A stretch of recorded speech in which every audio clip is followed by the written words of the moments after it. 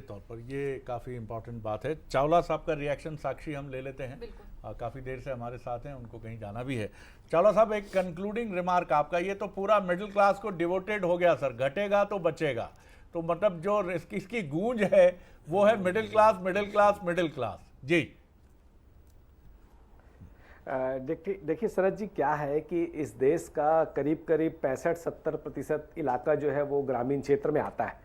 तो ग्रामीण क्षेत्र में मज़ा तो तब आता जब जिनके हाथ में हुनर है, जैसे कि कुम्हार हो गए या बढ़ई हो गए, लोहार हो गए, या मोटरसाइकिल रिपेयरिंग करने वाले मिस्त्री हो गए, या मकान बनाने वाले मिस्त्री हो गए, इनके लिए कोई ठोस योजना की घोषणा होनी चाहिए थी, तो उससे अर्थव्यवस्था मजबूत होती। उस पर कोई बात हुई नहीं। 50 लाख करोड़ के बजट की बात हुई, पर अव्यवहारिक जीएसटी को सुधारने के लिए कोई बात नहीं हुई। आयात कर इतना बढ़ा दिया गया है, उससे महंगाई बढ़ रही है, खाद्य तेल आम आदमी के हद से बाहर हो गई है, उस पर कोई बात नहीं। हमारे देश में 3-4 सेक्टर बहुत महत्वपूर्ण है, एमएसएमई सेक्टर हो गया, या एग्रीकल्चर सेक्टर हो गया, या सर्विस सेक्टर हो गया, तो उस पे और मजबूती से ठोस घोषणा की जरूरत थी, वो हुआ नहीं। ठीक है, आपने मेडिकल में 75,000 सीटें बढ़ा दी, बहुत अच्छी बात है, स्वागत है उसका, लेकिन नीट में जो पेपर लीक जैसी घटनाएं होती हैं उस पर भी ठोस कार्रवाई करने के लिए कोई मजबूत बात होती तो मजा आता। मोबाइल आपने सस्ता किया, उसका स्वागत है, लेकिन मोबाइल रिचार्ज के नाम से 28 दिन का रिचार्ज देके रिचार्ज के दरों में जो 2 कंपनियों की दादागिरी से उसके जो रेट अनाप शनाप बढ़ रहे हैं, उसको रोकने के लिए कोई बात होती, बीएसएनएल को मजबूत करने के लिए कोई ठोस बात होती